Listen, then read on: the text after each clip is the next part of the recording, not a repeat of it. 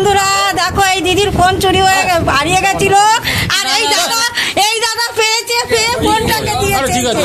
দেখো এই দাদা ফোনটা খুব ভালো পেয়েছে, আর সঙ্গে সঙ্গে দিয়ে দিয়েছে, লজ্জায় চলে যাচ্ছে। ওই যে সঙ্গে সঙ্গে দিয়ে দিয়েছে, চিনা জানা না হলে বুবুদা সঙ্গে সঙ্গে দিয়ে দিয়েছে। বুবুদা যদি না থাকতো ফোনটা কেউ আমাদের দিত না।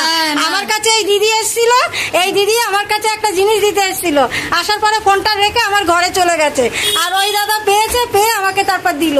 চিনা জানা না হলে নিশ্চয়ই দিত না কেউ। যাই হোক, আমি বলো সত্যি আমি মানে কি বলবো, ও তো কেঁদে ফেলে দিয়েছে ওর সমস্ত কিছু ওই ফোনের মধ্যে।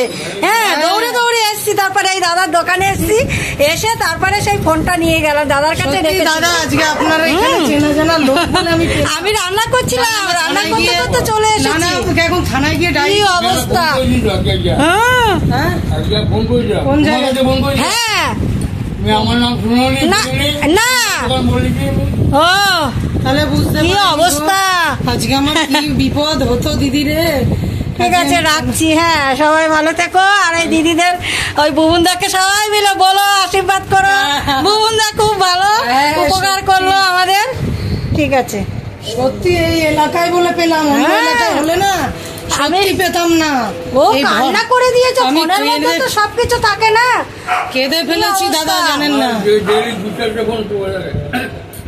ছাতা ফোন এটা সেটা পড়ে থাকলে দাদা আবার দিয়ে দেয়। সত্যি আপনার ঈশ্বর ভালো করুক, মানে উনি বিশেষ করে। গল্প শুনে আমার কলকাতা কাপড়ের দোকান ছিল, প্রাচী হল আছে, আমি ওইসব চিনি না।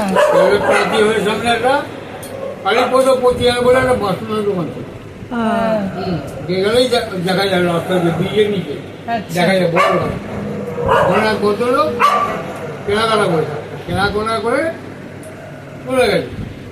পাশে এক ভদ্রলোক ছিল বড় দোকান, পাশে এক ভদ্রলোক যখন চলে যাচ্ছে তখন দোকানের মালিক বলছে, ও দাদা ওই কি বলে আপনার ওই উকিলটা রেখে চলে যাচ্ছে। বলে না আমার বোমের না আমার না আপনার ওর পিছন যেতে যেতে আমার দোকান, মানে বড় শিয়ালদা বড় বড় জুতো দোকান আছে, আমার কাপড় দোকান, অত কি চলে আসার পর নেবে না, ভদ্রলোকে জোর করে দিয়েছে।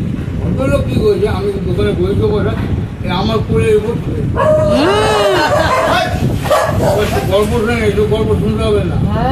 এইবার ভদ্রলোকের বোম টোম বেরোছে, এইবার ভদ্রলোক চলে গেছে। এখন জোর করে ভদ্রলোককে দিয়ে চাপিয়ে দিয়েছে, ভদ্রলোক ওইকে নিয়ে চলে গেছে। চলে যাওয়ার পর যার জিনিস সে এবার এসছে এসে বলছে, দাদা আমার ওইটা করি আপনার নেই। বলে হ্যাঁ, বলে আমরা যে জোর একটা এইবার আমার দোকানের দিকে চলে গেছে। 15-20 জন চলে এসেছে।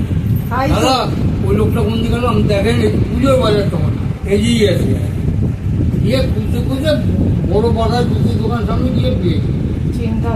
গিয়ে বলছে, দাদা ওইটাকে বলে বলে যার তো শেষ, তাকে দিয়ে গেছে 36 লাখ টাকা ছিল।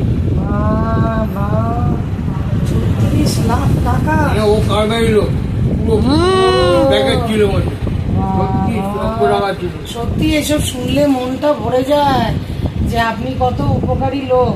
আমি বাপের বাড়ি চলে গেছি, আমার ভাই বলছে এই দিদি আমার দেরি হয়ে যাচ্ছে, চিত্ত ফোন করছে, আমি যাই। দাদা আসছি। আমি পিছলে পড়ে যাচ্ছি, আমার ভাই বলছে তুই তো পড়ে যাবি, তুই কোথায় দৌড়াচ্ছি? বলছি ফোন ফেলে এসছি, তোর মধ্যে আমার সমস্ত কিছু। বলে তুই কার কাছে গেছিলিস সেখানে?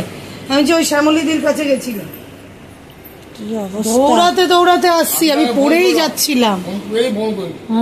হ্যাঁ ঠিক আছে, তোমার এখন খোদা থানায় যেতে হবে। ঠিক আছে দাদা ভাই দিদি ভাই সবাই সাপোর্ট করো, রাখছি। হ্যাঁ।